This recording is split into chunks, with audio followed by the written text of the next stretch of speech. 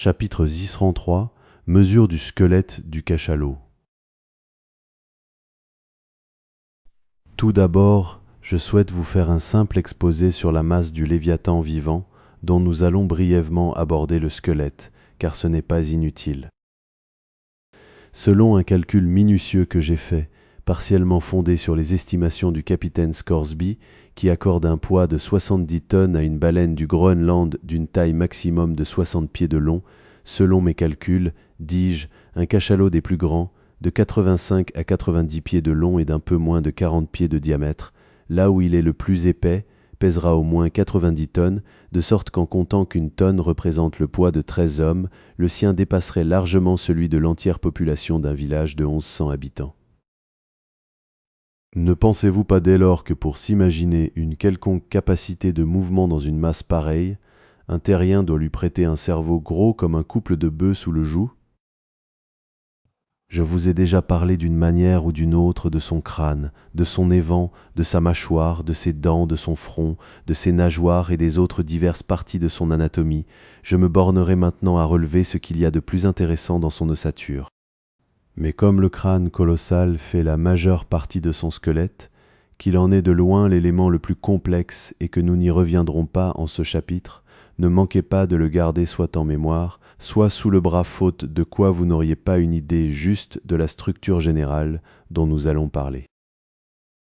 Le squelette du cachalot de Trank mesurait 72 pieds, de sorte que bien en chair et en vie, il devait en faire 90, car le squelette perd environ 1/5 de la longueur du corps vif. Sur ces 72 pieds, le crâne et la mâchoire occupent quelques 20 pieds, restent 50 pieds d'épine dorsale. Sur le tiers environ de celle-ci venait s'attacher le coffre rond des côtes qui enfermait jadis ses organes vitaux.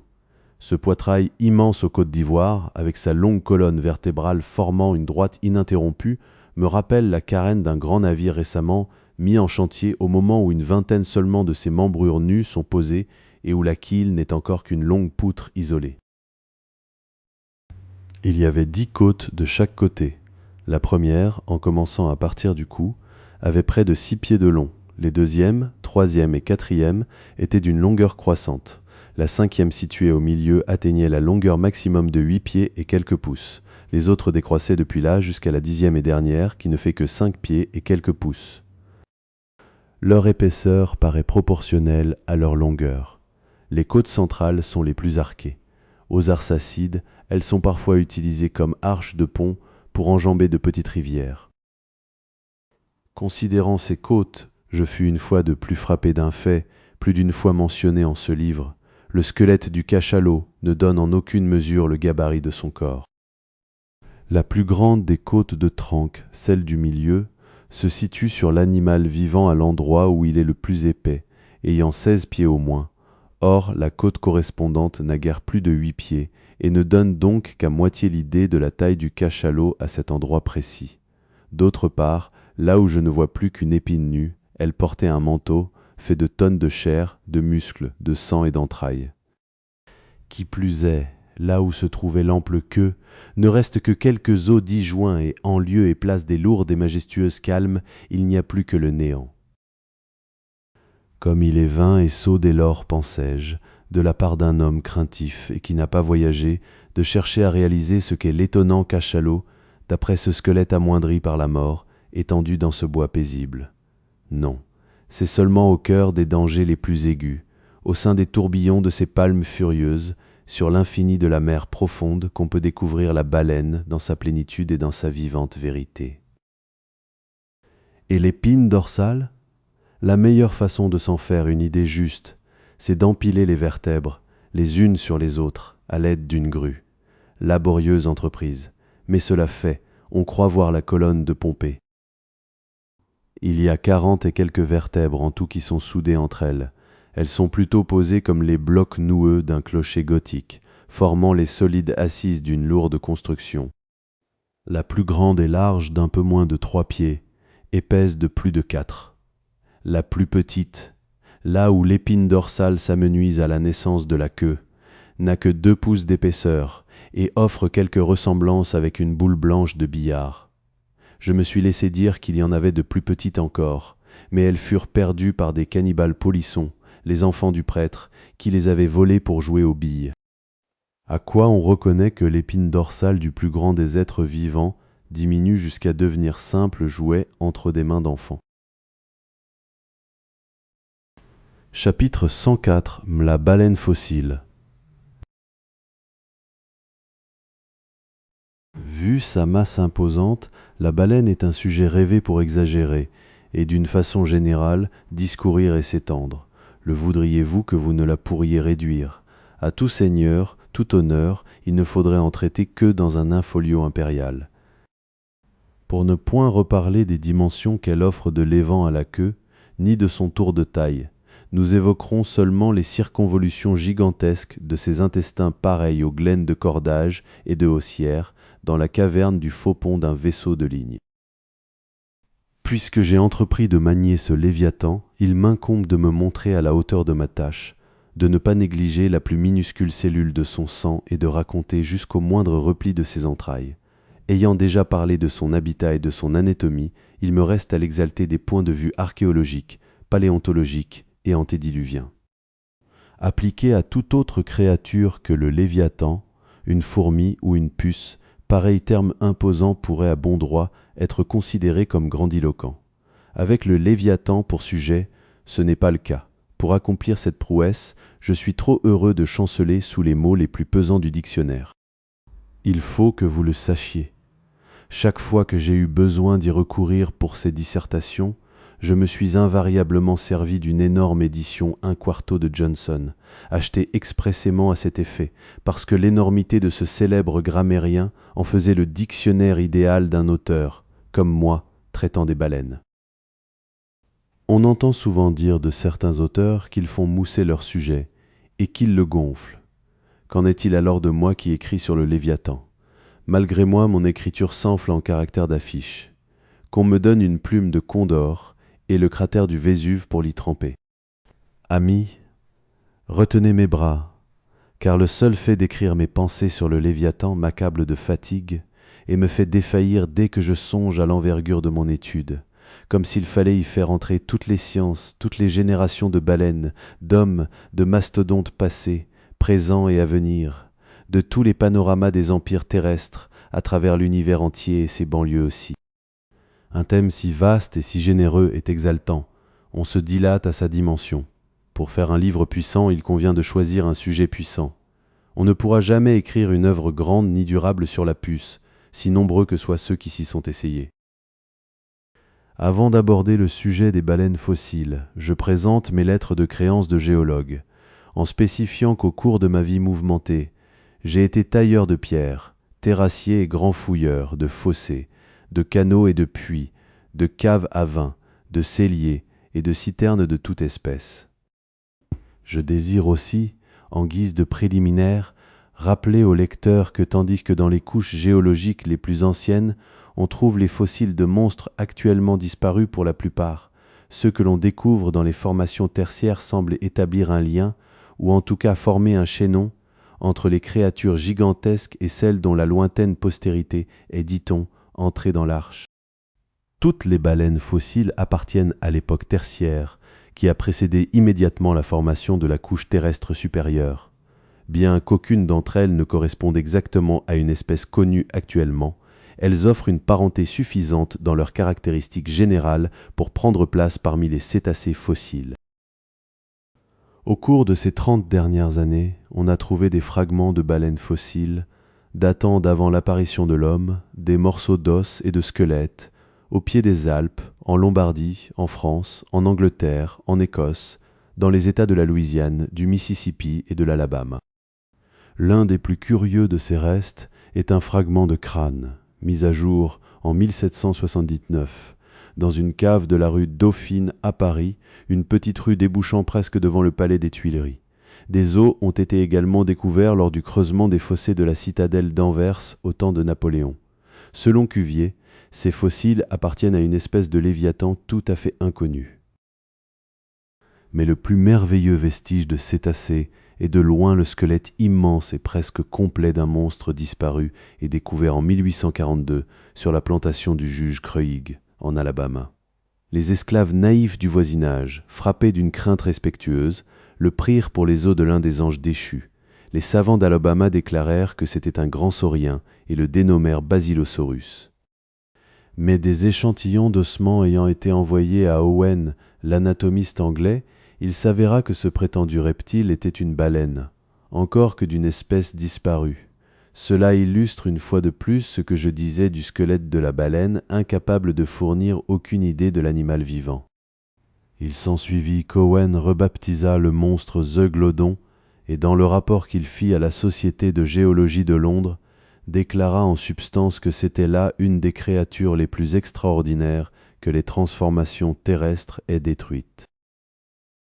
Quand je me trouve au milieu des restes de ces puissants léviathans, crânes, défenses, mâchoires, côtes et vertèbres, offrant tous des ressemblances partielles avec les monstres marins actuels, et en même temps avec les léviathans antédiluviens disparus, leurs aînés d'un âge incalculable, je suis emporté moi-même par un déluge jusqu'en ces époques merveilleuses, où le temps n'avait pas encore commencé qui commença avec l'homme. Alors le morne chaos de Saturne me submerge, et j'entrevois le sombre frisson des éternités polaires, au temps où des forteresses de glace serraient durement dans leur étau les tropiques d'aujourd'hui, et où, sur les 25 000 milles de circonférence du globe, il n'y avait pas une largeur de main de terre habitable. Le monde entier appartenait alors à la baleine. Souveraine de la création, elle laissait son sillage sur ce qui est maintenant les crêtes des Andes et de l'Himalaya, qui a un arbre généalogique comparable à celui du Léviathan. Le harpon d'Achab a versé un sang plus ancien que celui des pharaons. Mathusalem fait figure d'écolier à côté de lui. Je cherche Sem des yeux. Je suis frappé d'horreur devant cette existence pré-mosaïque, dont on ne peut fixer le commencement, et devant les épouvantes indicibles de la baleine qui, ayant été avant tous les temps, doit survivre lorsque seront révolus les âges de l'humanité. Le Léviathan a laissé sa trace non seulement sur les clichés que la nature a imprimés dans le calcaire et la marne, mais encore sur les tablettes égyptiennes auxquelles leur ancienneté semble donner le droit au titre de fossile et qui portent la marque incontestable de sa nageoire. Il y a quelque 50 ans, on découvrait dans une chambre du grand temple de Dendera un zodiaque sculpté et peint sur une voûte de granit, où se trouvaient représentés d'innombrables centaures, griffons et dauphins, semblables aux figures grotesques qui ornent les mappemondes actuels. Le vieux Léviathan nageait au milieu d'eux comme par le passé. Il nageait sur cette planisphère des siècles avant que fût bercé Salomon.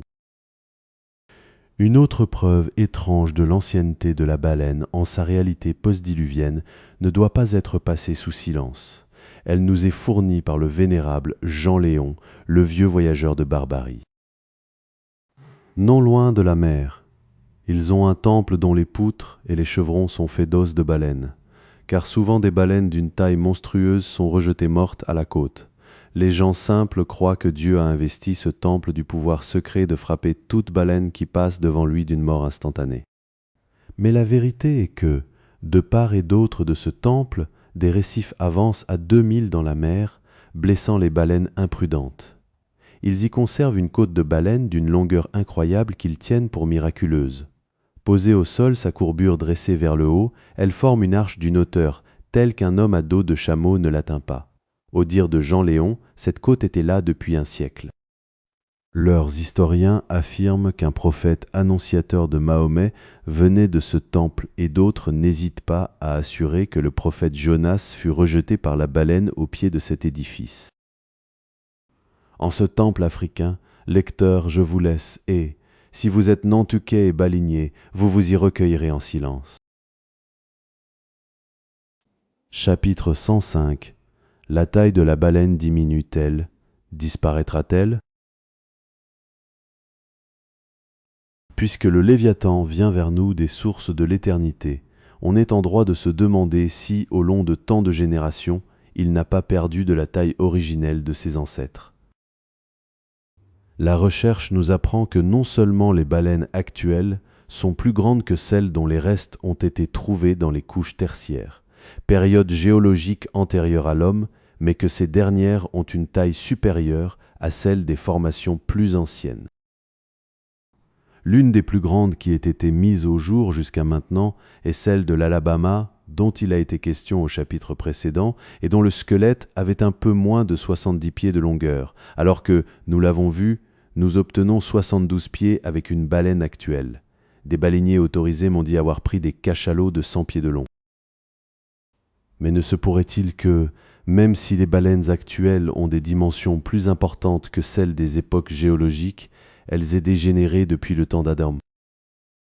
Si nous en croyons des messieurs tels que Pline et les anciens naturalistes, nous ne pourrons que conclure en ce sens. Car Pline nous parle de baleines vivantes couvrant des acres et Aldrovande d'autres cétacés qui mesuraient 800 pieds de long, des baleines corderies et des baleines tunnels sous la Tamise. Et même au temps de Banks et de Solander, les naturalistes de Cook, nous trouvons un Danois, membre de l'Académie des sciences, pour donner 120 yards de long à certaines baleines d'Islande de l'espèce Redensiscure, à ventre plissé, et cela fait 360 pieds. Lacépède, le naturaliste français, à la page 3 de son étude approfondie sur les cétacés, accorde 100 mètres, c'est-à-dire 328 pieds à la baleine franche, et la publication de cet ouvrage ne date que de 1825. Mais un baleinier croira-t-il ces histoires? Non. La baleine du temps de Pline n'est pas plus grande que celle d'aujourd'hui, et si jamais je vais là où est Pline, moi, plus baleinier qu'il ne le fut, je me ferai fort de le lui dire, car je ne saurais comprendre que des momies égyptiennes ensevelies des milliers d'années avant la naissance de Pline ne mesurent pas plus dans leur sarcophage qu'un Nantuquet actuel pieds nus, et que le bétail et autres animaux sculptés sur les plus anciennes tablettes d'Égypte et de Ninive, à en juger par les proportions du dessin, prouve clairement que le bétail de race, primé et engraissé à l'étable de Smithfield, non seulement égale, mais surpasse en taille celui des pharaons. Je ne puis admettre dès lors que, seule entre tous les animaux, la baleine est dégénérée. Reste une autre question souvent débattue entre les plus profonds esprits de Nantucket. Étant donné la quasi-omniscience des guetteurs en vigie aux têtes de mât des navires baleiniers, alors qu'ils passent à présent même par le détroit de Bering et fouillent les tiroirs les plus secrets et les placards les plus lointains du monde, étant donné les milliers de lances et de harpons jetés au large de tous les continents, on se demande si le Léviathan survivra longuement à une chasse aussi répandue, aussi impitoyable et destructrice, ou bien s'il sera finalement exterminé. Et si l'on verra la dernière baleine, comme on verra le dernier homme fumer sa dernière pipe et s'évanouir avec l'ultime bouffée. Si l'on fait un parallèle entre les troupes bossues des baleines et les troupeaux bossus des bisons, qui, il n'y a pas 40 ans, hantaient par dizaines de milliers les prairies de l'Illinois et du Missouri et secouaient leurs dures crinières sur un front d'orage en contemplant des lieux où sont nées depuis de populeuses capitales et où le courtier vous vend aimablement la terre à $1 le pouce, on tient un argument de poids pour prouver que la baleine ne saurait échapper à une prompte destruction. Mais il faut voir le problème sous tous ses angles. Bien qu'il y ait si peu de temps, la valeur d'une courte vie d'homme, la population des bisons en Illinois ait dépassé la population humaine actuelle de Londres, et bien qu'il n'en reste plus ni une corne ni un sabot, et bien que cette extermination soit due à la lance des chasseurs, la nature si différente de la chasse à la baleine interdit absolument une fin aussi indigne au Léviathan. 40 hommes chassant le cachalot pendant 48 mois trouvent qu'ils ont fait une croisière fructueuse et rendent grâce à Dieu lorsqu'ils ramènent à leur port l'huile de 40 poissons. Tandis qu'au temps des chasseurs canadiens et indiens de jadis et des trappeurs de l'Ouest, cet Ouest lointain, dont la gloire se lève encore, désertique et inviolé, un même nombre d'hommes chaussés de mocassins, pendant un même nombre de mois, à cheval au lieu d'être à voile, aurait tué non pas 40 mais 40 000 bisons au moins. Le fait pourrait être, le cas échéant, appuyé par les statistiques. Tout bien considéré, l'extermination progressive du cachalot n'est pas mieux démontrée par le fait qu'auparavant, disons au cours de la deuxième moitié du siècle précédent, on rencontrait plus fréquemment qu'à présent des gammes, et que dès lors les voyages étaient à la fois plus courts et plus rémunérateurs. En effet, nous l'avons vu, les baleines, par souci de sécurité, forment d'immenses caravanes, de sorte qu'une grande partie des solitaires, des couples, des gammes et des écoles de jadis font corps à présent avec des légions qu'on rencontre plus rarement et que séparent des espaces plus vastes. C'est tout. Il serait également faux de conclure que les baleines dites à fanon sont en voie de disparition, parce qu'elles ne fréquentent plus certains parages où elles abondaient auparavant. Elles sont simplement chassées de promontoires en caps, et si leur souffle n'anime plus certaines côtes, soyez sûr qu'une autre rive plus écartée s'étonne de ce spectacle insolite. En outre, les Léviathans à fanon, dont il vient d'être question, possèdent des forteresses imprenables, qui, à vue humaine, le resteront à jamais. De même que, lors de l'invasion de leur vallée, les Suisses givrés se réfugièrent dans leurs montagnes, les baleines chassées des savanes et des clairières des mers centrales recourent à leurs citadelles polaires et, sondant sous les barrières et banquises ultimes, remontent parmi les champs et les îles de glace flottantes et défient toute poursuite de l'homme dans le cercle enchanté d'un éternel décembre.